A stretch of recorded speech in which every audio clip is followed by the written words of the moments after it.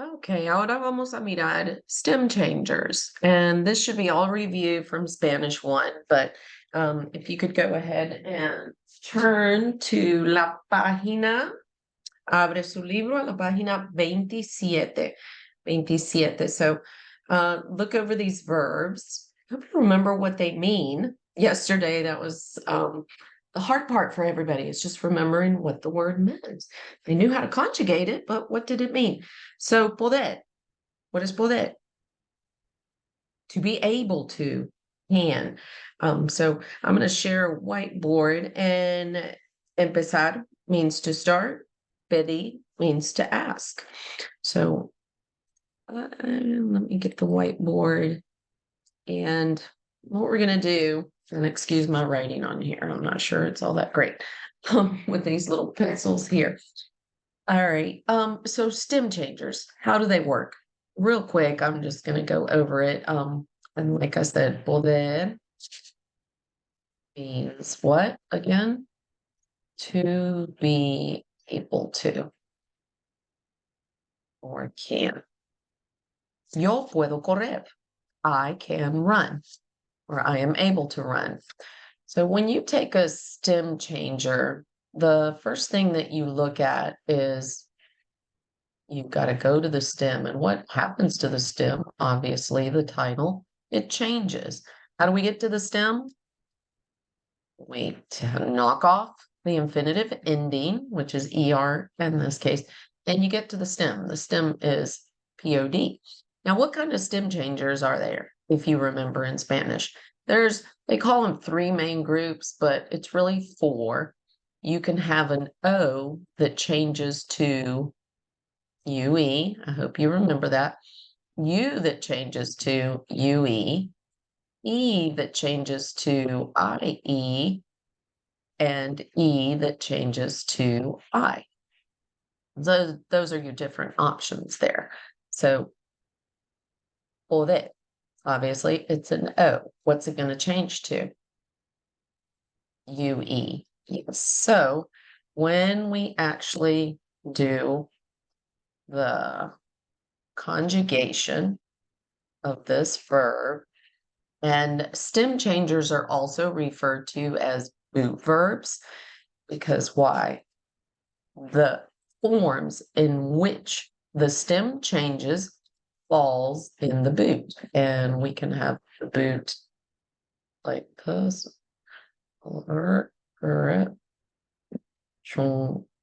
So what happens? The stem does not change in the nosotros, nosotras form or the vosotros, vosotras form. It changes in the yo, tú, usted, él, ella, and ustedes, ellos, ellas forms over here. So poder, the stem becomes PUE, and then you just add the regular PUED. You add the regular ending. For yo, it's yo puedo, and this is present tense that we're looking at. And what would be tú? I hope you said puedes, tú puedes, usted, él, ella puede, nosotros, nosotras podemos. This one does not change. Remember, it does not change. The stem remains the same. And we don't do the Spain. And ustedes, ellos, ellas, plural, pueden. Okay, so notice the stem changes, the U changes to UE with poder. And you have some other verbs there. We're not going to go through all of them. That was just to refresh your brain on how to actually conjugate stem changing verbs. So let's go back, and I'm going to share. I sent this through the link. I'm sorry, I attached this to your email, and go ahead and do this. You've got some verbs here that you need to conjugate, which are jugar, poder, querer, and then go ahead and write a sentence, okay? Write how one would say the following phrases. So notice they are in English underneath. So I want to play basketball today. First of all, what verb would you use? Look at jugar, poder, and querer. I hope you said querer, because that is to want. So you would say, yo quiero jugar basketball hoy. Hoy is today. Go ahead and do those sentences because you need to bring that to class when you come back on the 13th. And then on the other side, up here, do notice it says fill in the blanks below with the correct form of one of the verbs on the other side of the sheet. So you're going to be using jugar, poder, and querer to fill in these blanks here in 1 through 5. And then I want you to write 5 original sentences using those 3 verbs. And then just conjugate these other stem changing verbs. Don't forget to write down what they mean, okay? All right, so that's the stem changer. And hold on a second here. Now we're going to go on to the next grammar rule that we are seeing in this chapter. So vaya a la página 31. 31. Now I have a chart, if you can see here, and sorry, it's backwards, but where you have it filled in on this side and then blank. And I'll have that in class for you. The best way for the students to remember what these different words that look a lot alike mean, and the affirmative and the negative words, is just to copy the chart and memorize what they are. Like I said, página 31, and we're going to see how to use these affirmative and negative words. And let me share.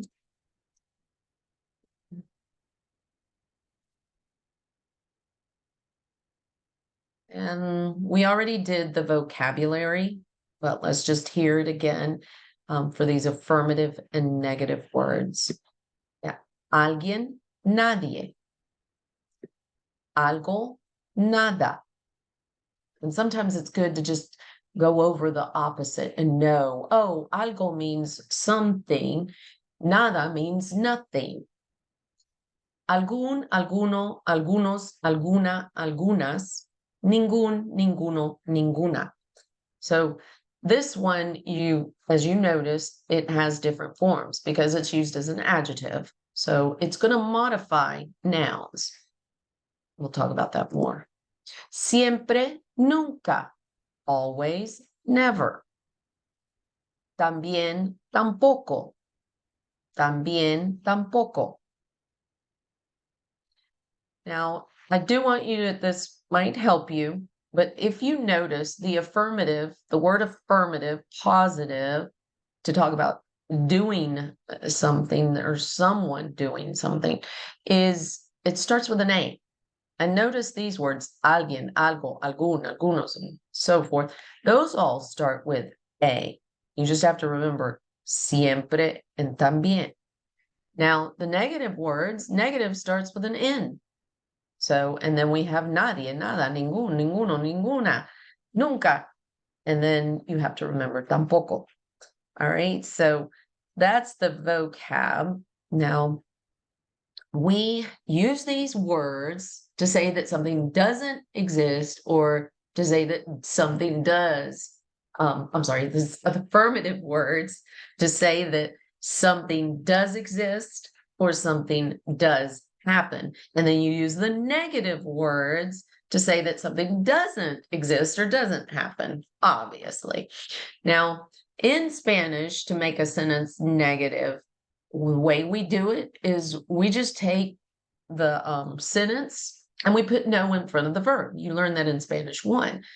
For example, yo como pizza, right? I eat pizza. Now, if I want to say I don't eat pizza, I just say yo no como pizza. Like these examples here. No vamos a la clase de álgebra hoy. The positive is vamos a la clase de álgebra hoy. That means we are going to the algebra class today. But to make it negative, I'll just put no before the verb. Another example, positive would be, affirmative would be, quieren escribir un informe esta semana. Want to write a report this week. If I want to say, I don't want to, if you don't want to write, you would say, no quieren. Now, the negative words can be used with no following the verb, okay? So unlike English, double negatives are a no-no, okay? But in Spanish, double negatives, they're good. Triple, quadruple, we go negative, negative, negative. But so here's some examples here. Notice this sentence down here. No estudiamos nunca el sábado por la noche. We don't study never Saturday in the evening at night. So in Spanish, that's fine. We can use those double negatives there. Or no comes nunca en la sala de clase. Notice no, then you have the verb, then you have the negative word that comes afterwards. In English, we learn that negative plus a negative equals positive. So, for example, you would never use this in English. I never have no homework. You would say, I never have any homework. Because if you say, I never have no homework, that means you do have homework. Now, in Spanish, like I said, you can use double negatives. So to make a negative statement. So you can say, yo no estudio nunca. And that means I never study. Here's some examples of double negatives in Spanish. No habla nadie. You see the double negatives, no and nadie, they're in red, which means nobody speaks. Or you could say it without the double negative, nadie habla. But then the next one, él no come nunca. He never eats. Or without the double negative, nunca come.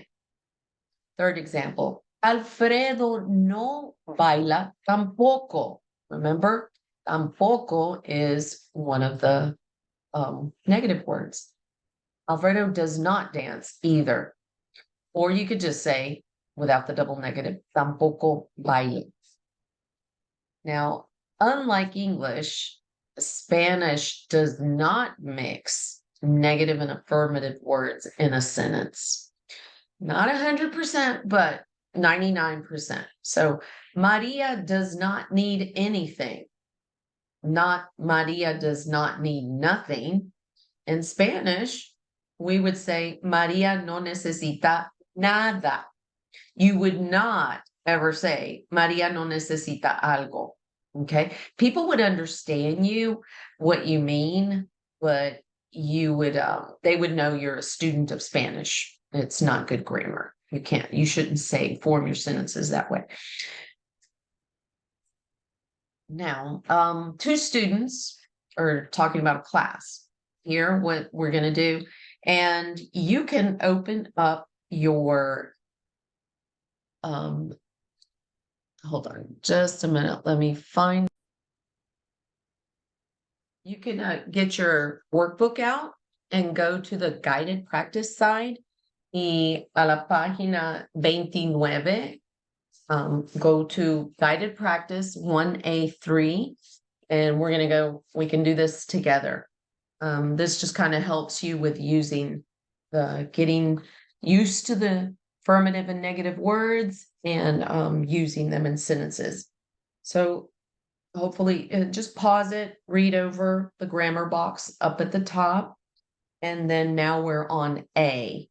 So right here, we've got the two students talking about a class. You're going to look at what the underlined word is there and that they're using in the sentence. And then you're going to say you're going to mark whether it's affirmative with a plus sign or whether it's negative with a minus sign. So the first one. ¿Por qué tú siempre haces preguntas en clase? Siempre. Is that affirmative or negative?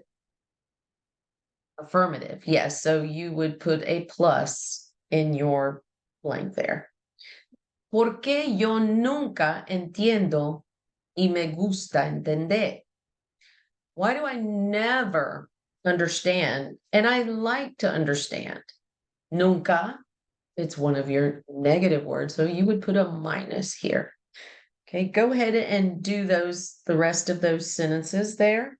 Fill them in your workbook.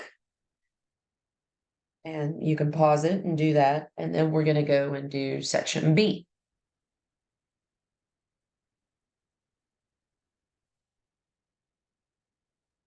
Now here it says, find the affirmative or negative word in each sentence, and then write the opposite in the blank. Don't write what it is. So you read for example, number 1. Alguien contesta la pregunta. Someone, alguien means someone, answers the question. Well, someone is affirmative. So, but what is the opposite? Remember that chart that you had. Hopefully you will memorize it. And then so you've got alguien. What's the opposite? So alguien means someone or anyone, and nadie means no one or nobody. So I would write nadie in the blank.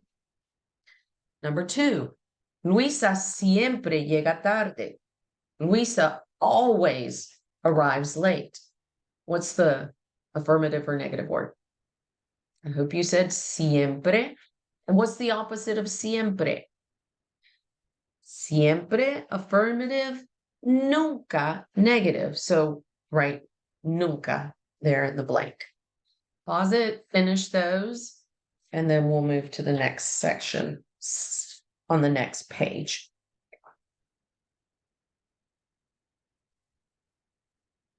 Now, do notice alguna, algunas, alguno, algunos, ninguno, ninguna must match the number, singular or plural, and gender, masculine or feminine, of the noun that it is referring to. It's an adjective there. So, for example, ustedes van al laboratorio de computadoras en algunas clases. The noun is clases. Classes is feminine and it's plural. So I can't use alguna. I have to use algunas. All right. Now, no vamos al laboratorio en ninguna clase. It's clase here, which is singular noun. So it needs to be ninguna, not ningunas. Now, when alguno or ninguno, these are special, when they come before a masculine or singular noun, they actually change to algún and ningún. And do notice, both of those have an accent mark over what letter? The U. Yes. So if you see that it's the word that you have is modifying, the word that's being modified is masculine and it's singular, you're going to change alguno or ninguno to algún or ningún. So for example here, vas a dar blank discurso en la clase de inglés.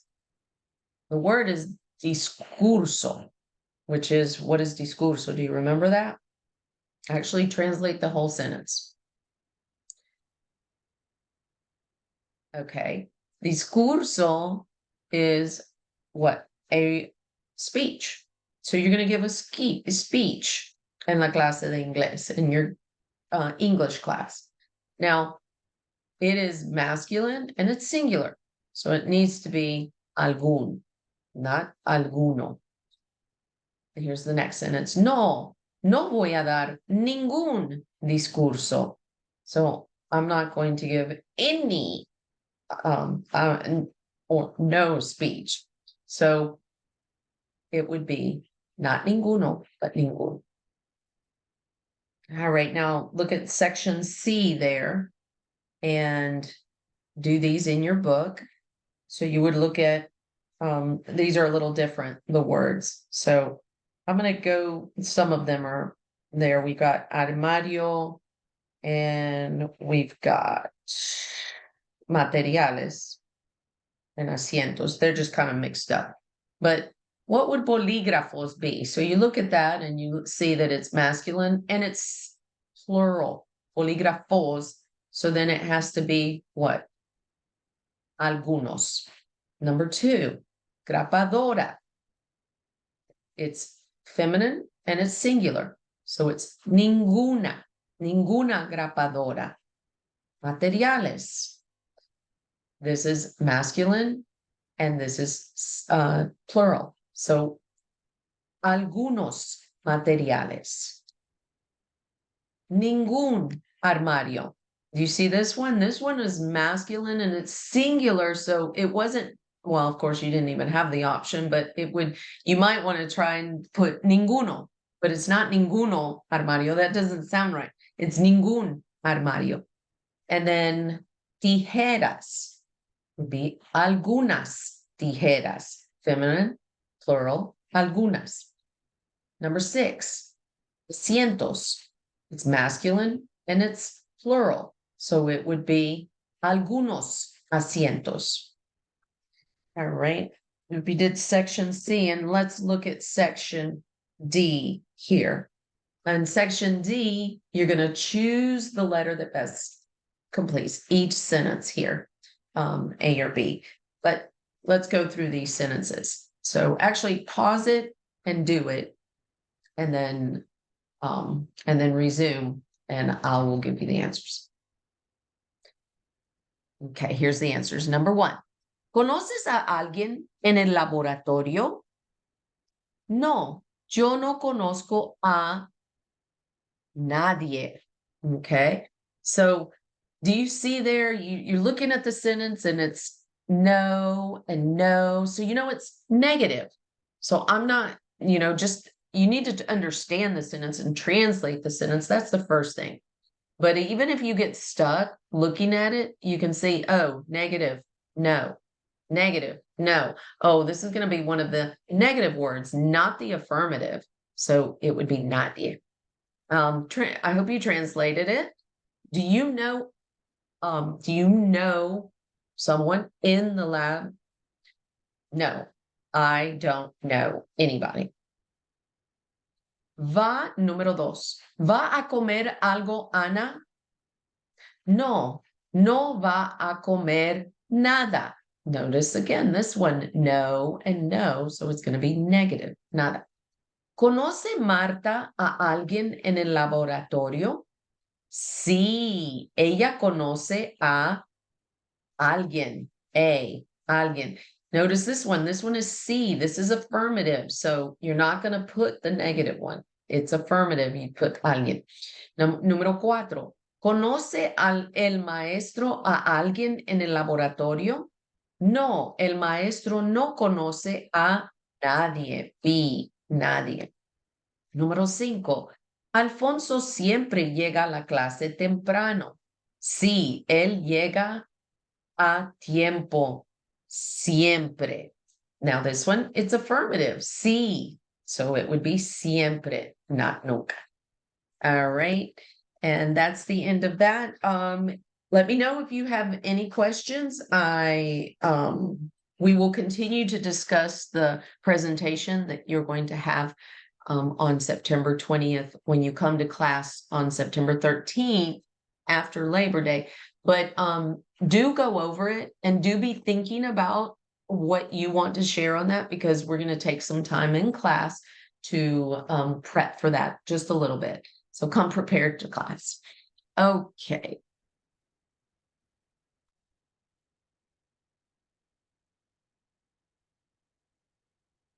Hasta luego.